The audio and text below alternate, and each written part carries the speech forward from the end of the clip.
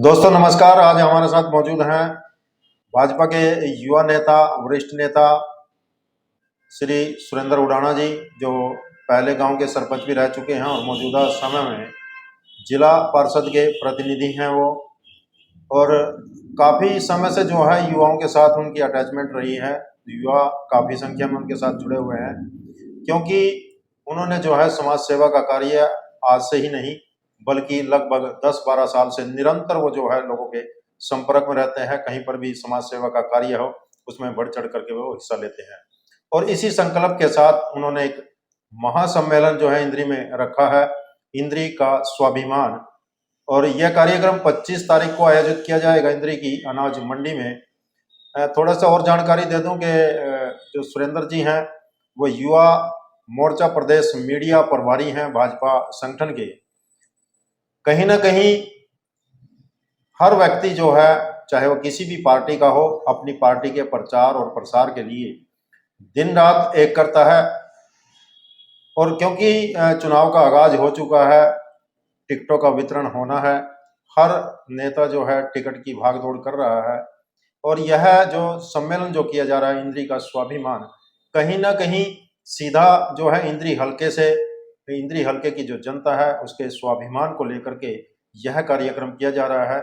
सीधी बातचीत करना चाहेंगे सुरेंद्र जी से कि इस कार्यक्रम का उनका मुख्य उद्देश्य क्या है, क्योंकि पहले भी इनका एक संगठन था, जय भारत युवा मंडल के नाम से शायद वो, तो उसके द्वारा भी इन्होंने कार्य किया था। और कई सम्मेलन इस प्रकार के कर चुके हैं, चाहे वह महिला सम्मेलन हो, महिला के मान सम्मान की बात हो, चाहे युवाओं के मान सम्मान की बात हो, चाहे वह बुजुर्गों के मान सम्मान की बात हो, तो हर समय निरंतर ये उसमें लगे रहते हैं। जी सुरेंद्र जी बताएं कि इसका मुख्य उद्देश्य क्या था, इंद्री स्वाभिमान आपने इसका नाम दिया।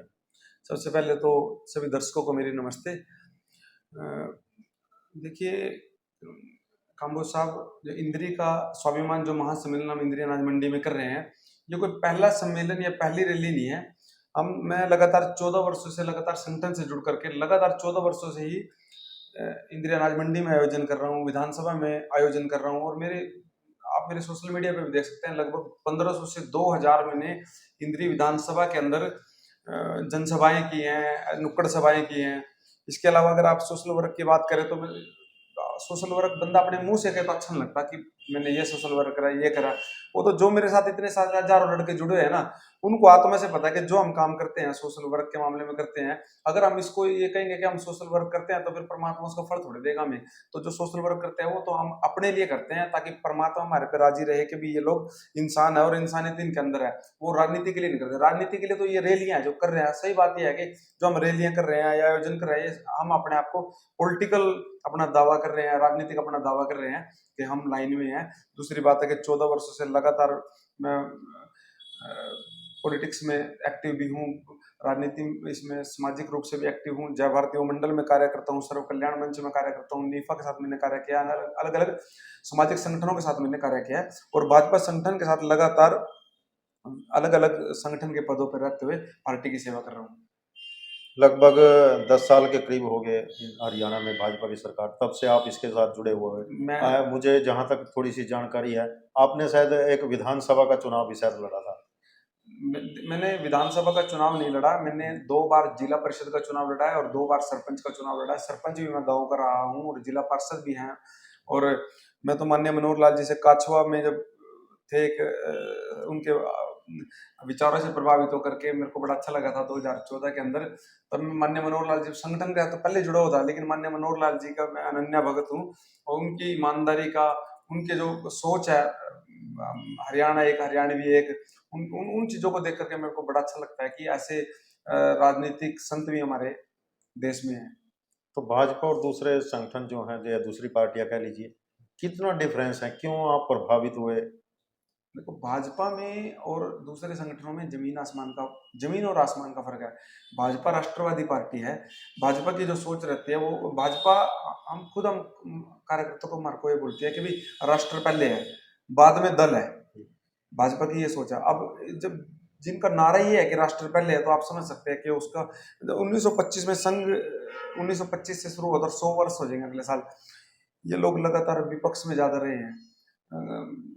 जो लोग विपक्ष में रहे हैं, जिन लोगों ने आज तक प्रताड़नाएं सहन किया है, जो समाज के लिए, देश के लिए, धर्म के लिए, तो ऐसे लोग, इनको सत्ता का इनको शौक नहीं था। सत्ता सत्ता तो अब आई है, 100 साल तो ऐसे ही काट दिए, 90 साल तो पिछले बिना सत्ता के। तो आप समझ सकते हैं कि भाजपा कोई राजनीतिक दल नहीं, एक विचारधारा है, एक ऐसा संगठन है जिसका काम राष्ट्र को जोड़ना है और राष्ट्र की पहचान पूरे विश्व के अंदर करवाना है। तो इंद्री का स्वाभिमान आपने इस रैली का नाम दिया है, महासम्मेलन जो करने जा रहे हैं, तो मकसद क्या है? इंद्री की स्वाभिमान, कहीं ना कहीं स्वाभिमान की कमी रह गई थी क्या? स्वाभिमान तो देखो, हम युवा हैं, युवा मोर्चे में काम करते हैं, पिछली बार भी युवा मोर्चे में थे, उससे पहले भी युवा मोर्चे में, उससे पहले ओबीसी मोर्चे में। तो युवा एक थोड़ा सा होता है, युवा का जो नारा भी होगा ना, वैसे थोड़ा अग्रेसिव वाला होगा। मैंने इतने सारे आंदोलन, प्रदर्शन, इतने सारे, मेरे फेसबुक पे जाके देखना, 2010-11 से लेकर के लगातार कंटिन्यू हम जो करते हैं, तो हमारे अंदर थोड़ा सा यूथ के अंदर थोड़ा अलग तरह का मन, नाम अपना अलग तरीके का दे दिया, इंद्री का स्वाभिमान। तो हमें ऐसे लगता है कि हमारे युवाओं का भी कुछ स्वाभिमान है, हम युवा भी लगातार कंटिन्यू लगे। अब तो मैं युवा वाले उससे भी थोड़ा ऊपर जाने लगे, 36 साल को हो गया मतलब। तो जब आप गांव के सरपंच थे, कहीं ना कहीं आपके अंदर वो जिज्ञासा थी कि मेरा गांव जो है पूरे हल्का इंद्री में अलग तरह का चमके, और आपने काम भी किए उसमें। तो अब क्योंकि आप उस दायरे से थोड़ा बाहर चले गए, क्योंकि अब जिला परिषद का चुनाव लड़ लिया आपने, आप मौजूदा समय में पार्षद भी हैं, तो कहीं ना कहीं अब विधानसभा का चुनाव लड़ने की भी आपकी इच्छा है। तो मुद्दे क्या है, क्यों आपकी इतना इच्छा जागृत हुई कि मैं विधानसभा का चुनाव लड़ूं? देखो, पहले तो आपने बात की कि जब गांव का सरपंच था तो अलग काम करने की थी। जब मैं गांव का सरपंच था और बाकी सभी सरपंच थे, तो सभी सरपंचों के अपने अपने गांव वालों के लिए अच्छा काम करने की इच्छा थी। और सरपंच के मन में असली में ये होता है कि मैं अपने गांव के लिए कुछ अच्छा करूं। सरपंच भी बल्कि ऐसे ऐसे सरपंच है जिनको रात में इसलिए नींद नहीं आती कि यार इसका ये काम हो जाए, इसकी ये गली बन जाए, इसका ये काम हो जाए। सभी सरपंचों के मन में रहा, मेरे भी मन में था कि मैं अच्छा करूँ कुछ। दूसरी बात है कि आज के समय में जिज्ञासा ये नहीं है कि मेरी तो 2014 से लगातार ये है कि विधानसभा के टिकट मिल जाए। 2014 में नहीं मिला, पार्टी संगठन ने जो आदेश करा। 2019 में टिकट नहीं मिला, बड़े बाबू जी ने, माननीय मनोहर लाल जी ने कहा कि चलो कोई बात नहीं, अभी आपके विधायक जी हैं जो, इनका जो 70 के करीब एज होगी, और आपकी तो एज अभी भी 30-31 साल है, उस समय में 30 साल का था, तो कोई बात नहीं, आपको आगे मौका मिल जाएगा। तो अब इतने सालों की सेवा करते तो ऐसा लगा कि भी अगर मेरे माता बहने, मेरे युवा साथी, मेरे बुजुर्ग, इंद्री विधानसभा की जनता, शीर्ष नेतृत्व, हमारे ऊपर हाईकमान बैठा है, अगर उन्हें लगता है, मेरी सीआईडी ऐसी आती है कि मैं टिकट पे जीतूंगा यहाँ से, तो मेरी इच्छा है कि भाई टिकट मिले। तो कितनी मजबूत दावेदारी आप पेश करते हैं? 25 तारीख को पता चल जाएगा कि कितनी मजबूत दावेदारी है। वो तो इंदिरा अनाज मंडी में 25 तारीख को सारे साथियों को बुला रखा, और साथियों को इतना प्यार करते हैं इंदिरा विधानसभा के साथी। 14 साल हो गए लगातार कार्यक्रम में बुलाते, आज तक देखो मेरे इलेक्शन का रिकॉर्ड है, मैंने कभी दारू नहीं दी किसी को, कभी नशा नहीं बांटा, कभी रैलियों में नशा बांटा, साधन नहीं दिए किसी को कभी। और आप देख लो इंद्री में, आपने भी अंकल जी 50 साल, 45-50 साल आपकी एज होगी, आपने भी बहुत दुनिया देखी होगी कि भी सबकी रैलियां देखी होगी, और मेरे भी आपने 8-10 प्रोग्राम इंदिरी मंडी में देख लिए होंगे, तो आप समझ सकेंगे भी कितनी मजबूत दावेदारी है। अच्छा, मुद्दे क्या हैं? क्योंकि जब चुनावी रण क्षेत्र में आप जाएंगे, हाँ, यदि आपको हाईकमान ने टिकट सौंप दी भाजपा की, हाँ। तो मुद्दे क्या रहने वाले हैं? क्योंकि हरा देखो नेता का मुद्दा तो होता ही है कोई ना देखो, कोई। सत्ता पक्ष का व्यक्ति जब मुद्दे की बात करता है ना, तो वो मुद्दे बोल नहीं पाता सत्ता पक्ष का व्यक्ति। क्योंकि जैसे आप भी यहाँ विधायक हो, मैं यहाँ से दावेदार हूँ, और मैं बोलूँ मेरे ये मुद्दे हैं, तो ऐसा होता है कि अपनी ही पार्टी के व्यक्ति के बारे में कुछ बोल रहे हैं। देखो, मेरे थोड़ा अलग मामला है। हम यूँ चाहा कि जो आदमी विधायक बना ना, हमारे विधायक बहुत अच्छे हैं, इससे पहले के भी बहुत अच्छे थे, विधायक अच्छे हैं सब कुछ, लेकिन सबका बड़ा अपना वर्किंग स्टाइल अलग अलग हुआ। अब एक एसएचओ आएगा, उसका काम करने का तरीका अलग होगा, उससे अगले का अलग होगा, उसका अलग है, तो हमारा अलग है। हम तो यूँ चाहो कि जो आदमी रात को आपको 2 बजे फोन कर रहा है ना, अब देखो 10-12 साल से, 14 साल से लड़के मेरे को देख रहे हैं, वरना कोई रात ना 1 बजे फोन करता ना, तो मैं फोन उठाऊंगा उसका, भाई मेरे के लिए आवाज होगी, मैं तुरंत बात करूंगा। एसएचओ से बात करनी हो, प्रशासन के अधिकारी, किसी से बात करनी हो, बात करेंगे। तो हमारे थोड़ा अलग तरीका, हम यूँ चाहो कि कोई भी आदमी जिसको किसी के भी उस पर खड़ा है, किसी बीडीओ ऑफिस के बाहर खड़ा है, एसडीएम के बाहर खड़ा है, तहसीलदार के बाहर खड़ा है, एसएचओ के बाहर खड़ा है, और वहाँ लोग दुखी हो, हमने ये चीज बर्दाश्त नहीं दी। एक तो मुद्दा अपना ये है कि हर आदमी को विधायक से डायरेक्ट ये हो कि विधायक उसका फोन उठाकर और तुरंत, चाहे वो रात में 2 बजे करा, उसको ये नहीं भी तू इस टाइम क्यों कर रहा है? देखो कोई पीपा का फोन कर दे रात में, हम कह नहीं सकते कोई पी का कहने लगा भाई ये फलाना ढिंगड़ा, बाकी वो अपने को कोई फोन करा ना, कोई ऐसा आदमी इंद्री हल्के का मिल नहीं सकता जोन सा सिर्फ नू भी नहीं बताते कि भी कौन है कौन नहीं, भाई मेरे के लिए बात होगी, हमने नू ही नहीं पता चलता कि ये कौन है, लेकिन उसका तुरंत काम करा फोन पर, अगर हमारी औकात में वो काम है तो। और दूसरी बात है मुद्दा, देख हम यूं चाहवा कि हम ग्रामीण है, गाँव के लोग रहने वाले हैं, गाँव के अंदर 70 से 80% जो माता बहन है ना वो घर बैठी हैं, और जैसे क्या पता उनके हस्बैंड का, उनके लड़के का, उनके भाई का काम कमजोर है, इतना काम काम नहीं है, तो उन महिलाओं को भी घर बैठे, अगर वो बाहर नहीं जा रही, उनको घर बैठे भी ऐसा इतना काम मिले कि वो 300-400 रुपए पर डे अपने घर बैठे कमाए, ताकि उसके परिवार का खर्चा चले। मेरा सबसे बड़ा मुद्दा यह है कि मैं माता बहनों को रोजगार दे सकूं और युवाओं के लिए रोजगार ला सकूं। युवाओं के लिए रोजगार, अगर आप उनको सारों को गवर्नमेंट जॉब नहीं दे सकते, बहुत सारी इंडस्ट्री आप स्थापित करवा सकते हैं। आप मैक्सिमम दौड़ धूप करो जितना ज्यादा हो सके।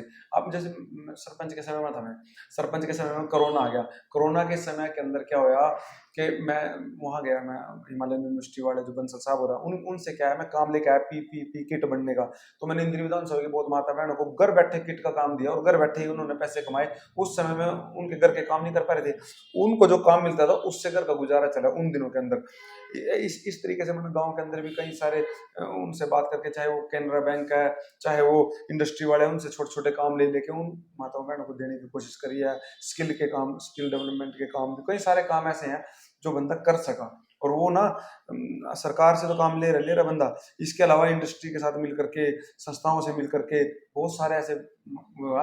असल में हमारा क्या मानना, ना तो इंटरव्यू देना आंदा, ना मानना भाषणबाजी आंदी, पर प्रैक्टिकली नहीं पता ये काम इस तरह हो। जी, मतलब कहीं ना कहीं कुटीर उद्योग ज्यादा से ज्यादा वो लगे, हाँ युवाओं को रोजगार ज्यादा से ज्यादा मिले, हाँ जी, हल्के में विकास हो, यही आपकी यही है जी। देखो पता क्या बात है जी, अपन देख रहे अपने घर की गरीबी, हमने पता कि हमने देख रहे अभी मानो एक टाइम हमारा खाने की दिक्कत थी, सारी कुछ की थी, दिहाड़ी मेहनत से भी कहीं पूरा नहीं पड़ता, आदमी को बड़ी दिक्कत होगा, तो घरों के अंदर ना आदमी ना बच्चों की फीस भरनी, उसको बिजली के बिल नहीं भरे जा रहे, उस पर घर की दवाई बुट्टी के, तो कितनी समस्याएं हो जा। सरकार ने टोटल सुविधाएं दे दी, आयुष्मान कार्ड वाला मामला दे दिया, शिक्षा फ्री का मामला कर दिया, बहुत सारी चीजें कर दी। इसके अलावा ये एडिशनल हो जाएगा कि उनको एक्स्ट्रा छोटे खर्चे, घर से बाहर निकलने के भी खर्चे लोगे, छोटी चीजें ना, हर युवा का, हर माता बहन को छोटा काम जरूर मिले, ये भी चाहूँ।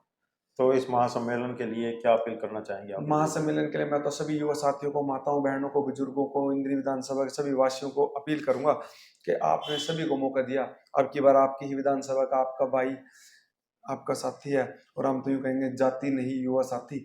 आप सभी इंद्री विधानसभा वालों को वैसे ये रिकॉर्ड है कि वो ज्यादा जातियों में विश्वास नहीं करते, और जिसके साथ लग जाते हैं पूरी आत्मा से, दिल से लग जाते हैं। और एक मौका आप अपने भाई को, अपने बेटे को भी दे के देखो, शायद आप लोगों को ये समय, हम ये तो कहते नहीं पॉलिटिकल लोग पुरते जब मैं पैर और आपको वादे करो और बाद में उनके वादे झूठे निकला, एक एक मौका अपने भाई को भी दे के देखियो, शायद है कि हम आपकी उम्मीदों को पूरा कर सकें।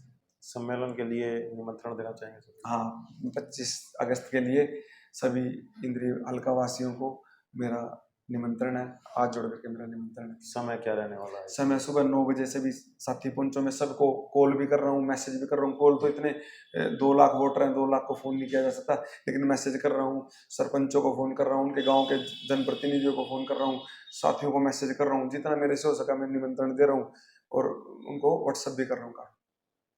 जी, ये थे हमारे साथ सुरेंद्र उडाणा जी, जिन्होंने इंद्री स्वाभिमान महासम्मेलन का आयोजन जो 25 अगस्त को किया जा रहा है उसकी इन्होंने अपील भी की है कि इस सम्मेलन में भारी से भारी संख्या में पहुंचे और अपने युवा बेटे का, अपने भाई का हाथ मजबूत करें।